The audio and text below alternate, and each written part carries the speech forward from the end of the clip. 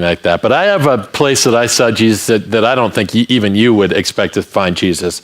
And that is a lawyer's office, all right, with an actual lawyer there. How did Jesus show up there? Well, I have a friend, Mark and Kathy Anderson. They're actually here for first service. But Mark and Kathy were friends of mine a long time ago. I worked at a place called Forest Home. And Mark would come up and he would do a seminar to help people with their living trust. And we got our first living trust because Mark and had generously donated that. Well, it had been a long time. I think you're supposed to update those every 5 years. It had been 20 years. So I called Mark up and I said, hey, can we come up? And we met him in his office. He's just a great, great man. And I heard this story. Mark and Kathy, great Christian people, loved this camp that I worked at, Forest Home, and they were sitting at a message.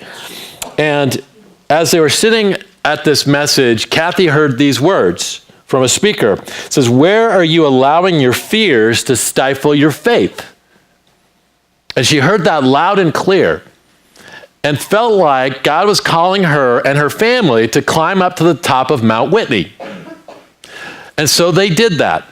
They went up there, climbed up, climbed back down. On the way home, Kathy felt like God was in the car speaking to her again and saying this, Kathy, I want you to climb to the top of Mount Kilimanjaro with a group of women to raise awareness for women that are in need and women that are trafficked all over the world. And so she told her husband, Mark, and said, hey, I think God's calling me to do this. She got involved with an organization called Operation Mobilization, which is a missions organization. And from that, she started this thing called Freedom Climb. And the next year, she took 48 Christian women to climb Mount Kilimanjaro. It was the largest amount of women to ever summit Kilimanjaro together. In fact, it was written up in the Guinness Book of World Records. Freedom Climb was started for this reason, so that women could get wrecked and dirty for the Lord while raising funds and awareness to free the oppressed and the enslaved. That climb alone raised $500,000 for women all over the world. Well, they did more climbs. They did one climb where they got to the base camp of Mount Everest. They told me about this other climb. On the way home from climbing 7 14,000-foot summits in 4 days in Colorado, Kathy complained to Mark about severe stomach pains. If I had climbed that many peaks, I would complain about every kind of pain. Well, it turns out that the pain that she was feeling was from pancreatic cancer. And Mark and Kathy spent the next 16 months together fighting that, a battle that Kathy would ultimately lose.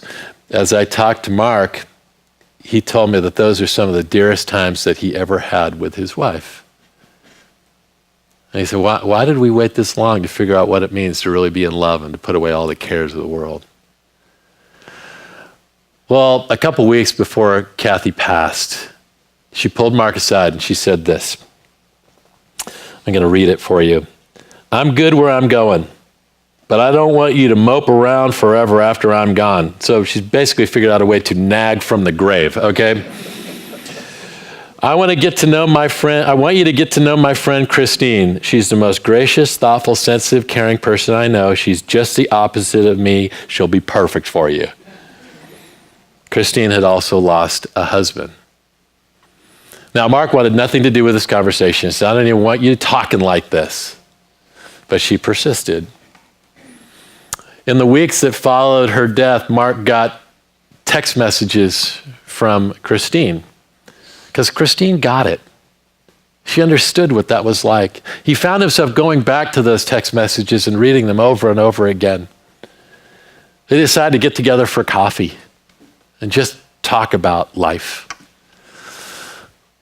Well, then Mark really sensed that God was doing something, and so he decided that he's going to ask her out for an actual date. And he called Christine and says, hey, will you go out to dinner with me? And she says, I will, but only after you ask each of your children if it's okay that you do so.